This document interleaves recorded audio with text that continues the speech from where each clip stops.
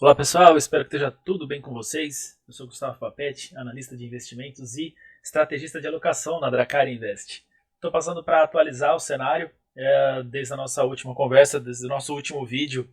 É, Nem tudo mudou do ponto de vista geopolítico, a guerra continua, infelizmente, sem uma saída, ou pelo menos sem uma estratégia bem definida e um caminhamento mais claro sobre uma solução diplomática, infelizmente.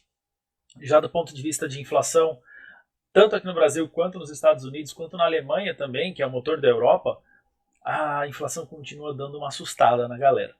É, Em contrapartida, essa semana nós temos a Super Quarta, uma decisão dupla de política monetária. Para nós aqui no Brasil, muito importante, porque a decisão do Copom sai às 6h30 da tarde, e nos Estados Unidos, às 3 horas da tarde, sai a decisão de política monetária do FONC, que é o Comitê de Política Monetária lá dos Estados Unidos, né, ligado ao Fed, né?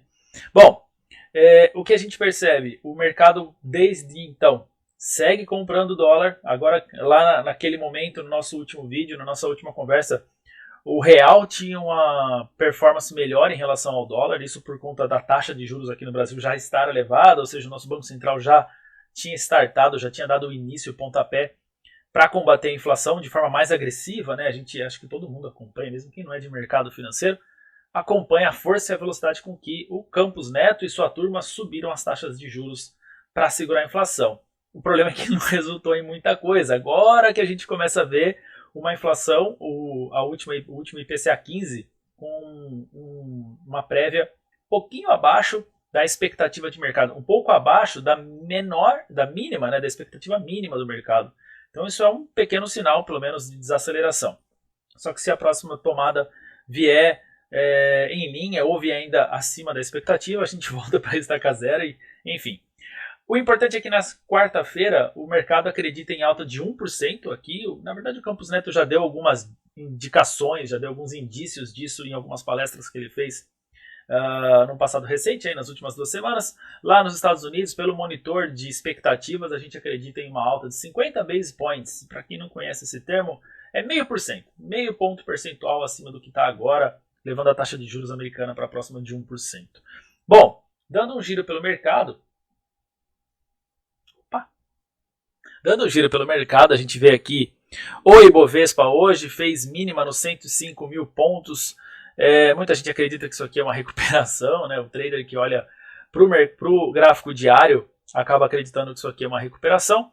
A gente ainda tem um preço atual abaixo do preço de fechamento do último pregão. Então a gente está hoje aqui dia 2 de maio, né?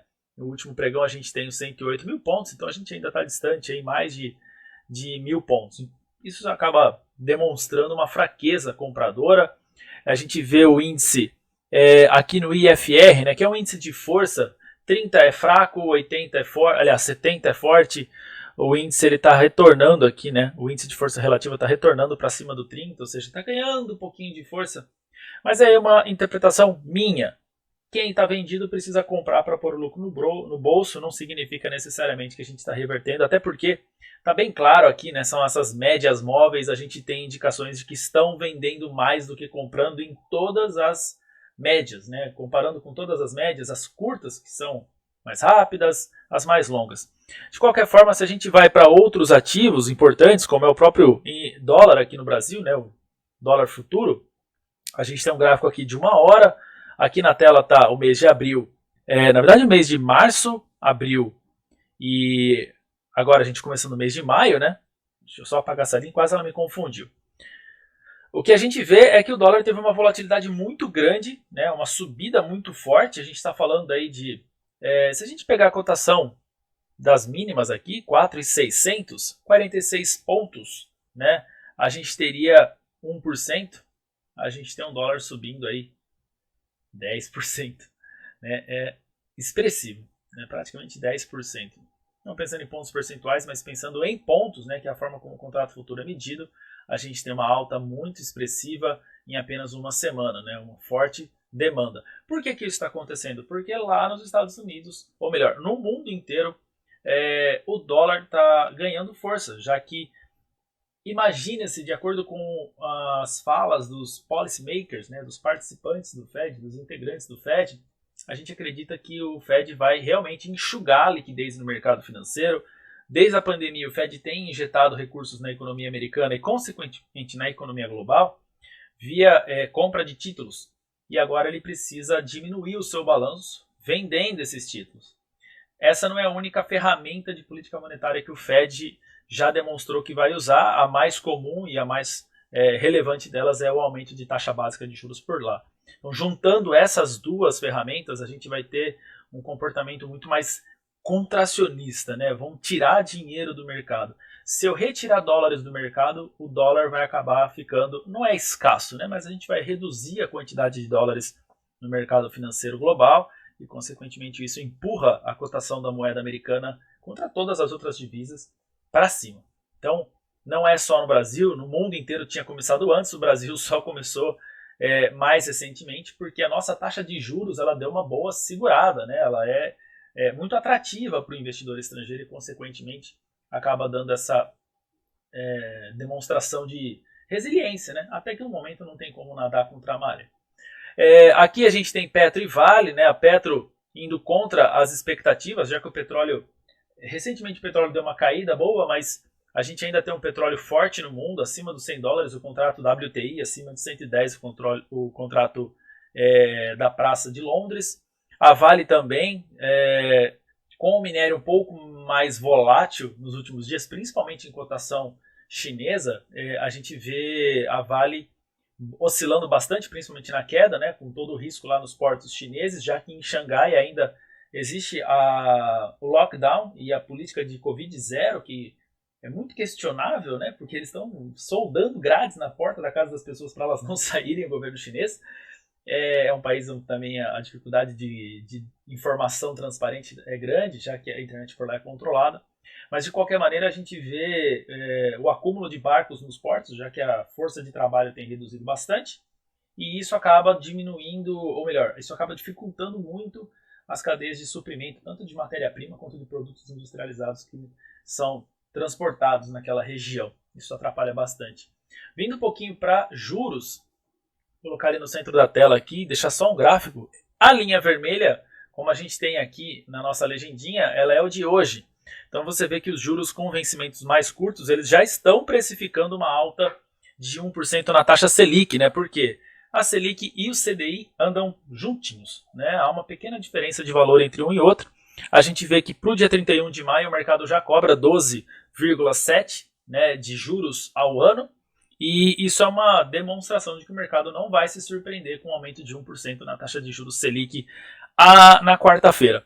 Já se a gente comparar com um mês atrás, a gente vê que a expectativa de juros subiu bastante. Então, antes, acreditava-se em mais 0,5% de alta, mas com a fala do presidente do Banco Central, o mercado acabou contratando, né? Assim que se diz no jargão, mas o mercado acabou criando uma expectativa maior de uma alta de 1% ou de mesma magnitude, né? E ainda assim, como a gente vê essas taxas crescentes, né, aqui no cantinho da nossa tela, como a gente vê as taxas crescentes, é muito provável que a gente ainda veja mais um aumento marginal de 0,5% ou 0,25, né, pontos percentuais na reunião do final de, aliás, na reunião de junho, né? A gente está em maio, já na reunião lá para o meio de junho, a gente também acredita em mais um aumento. Depois é bem provável que a Selic continue estável por algum tempo, até começar a ceder um pouquinho para dar uma acelerada na economia, isso lá para o meio, final do ano que vem. É melhor não apostar tão cedo enquanto a gente não vê uma redução da inflação e uma desaceleração da desvalorização da nossa moeda. Então, comparando aqui, né, o fechamento de sexta-feira, os juros estão subindo hoje. Então, se a gente colocar a grade de juros aqui, a gente vê todos os vencimentos de juros. Então, isso aqui é uma referência para quem toma dinheiro emprestado ou para quem empresta dinheiro via CDB, LCA, LCI. É assim que a gente mede. A gente tem aqui as taxas, né?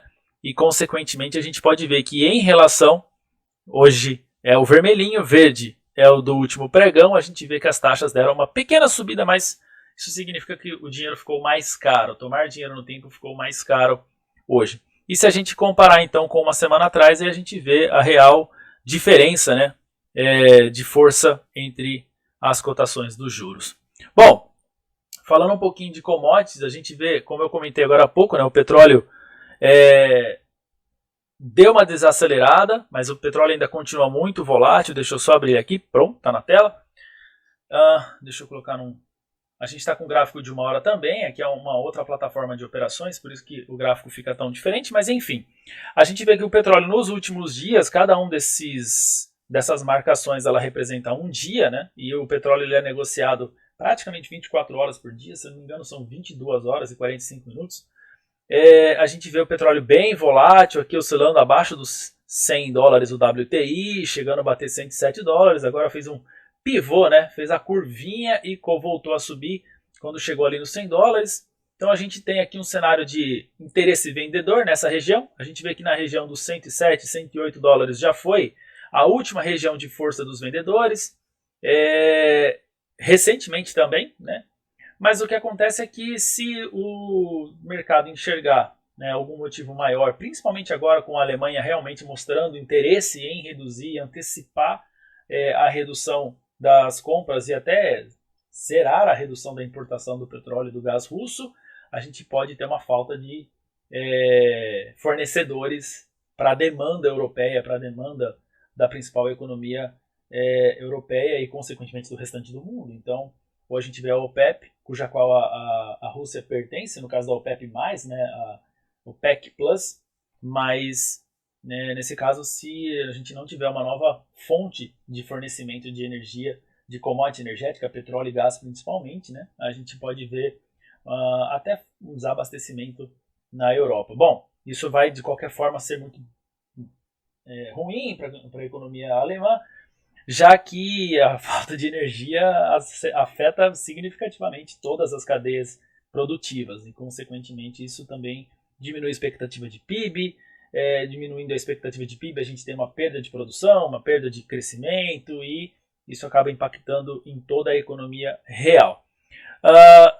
Falando um pouquinho do ouro que ficou faltando, nossa reserva de valor, né, o metal que é uma reserva de valor, o ouro ele tem uma correlação inversa com o dólar, já que ele é uma commodity, ele é precificado em dólar, e a demanda e a interpretação do comportamento de preço do ouro ela é bem complexa, porque ora ele é reserva de valor, né, nos momentos de maior estresse, a maior parte do tempo ele é uma commodity metálica preciosa, uma commodity importante para a indústria de tecnologia, já que ele é um excelente condutor, e a gente vê a precificação do ouro aí mostrando, né, um desinteresse por parte dos compradores. A gente vê a moeda, o metal, né, a commodity metálica perdendo valor aí nos últimos dias. Então a gente vê um acúmulo aí, hoje é 1,8 porque é segunda-feira, então a perda semanal ela coincide com a perda diária, mas a gente vê que quando chegou aqui na região dos 2.000, né, 2.000 dólares por onça, aí sim a força vendedora se mostrou. E aqui a gente tem nos 1870 as últimas regiões de grande defesa, é a região que está agora, né? A gente vê que são as últimas regiões de grande defesa dos compradores. Então, a previsão que nós temos é que, bom, de qualquer forma o ouro está em tendência de baixa, a gente vê pela própria média, né, inclinada aqui, funcionando como uma linha de tendência dinâmica, no caso, ela está mostrando que o ouro está sendo vendido com muita força. E, a princípio, apesar da guerra, apesar do receio com o lockdown chinês e o possível desabastecimento de produtos no mundo, a gente não vê um comportamento de busca por proteção na commodity metálica, que é nossa referência de reserva de valor. Pessoal, é isso então. Eu espero que não tenha ficado dúvida. Se ficou alguma dúvida, por favor, conversa com a gente lá nos canais. Qualquer novidade a gente volta para atualizar, a gente pretende aumentar a nossa frequência de atualizações, já que a gente está no momento mais de receio, um momento mais de incerteza. Na quarta-feira, com certeza, a gente passa para falar sobre a política monetária dos Estados Unidos e do Brasil. E é isso aí, bons negócios a todos, conta com a gente para o seu crescimento e para atingir a sua liberdade financeira. Valeu!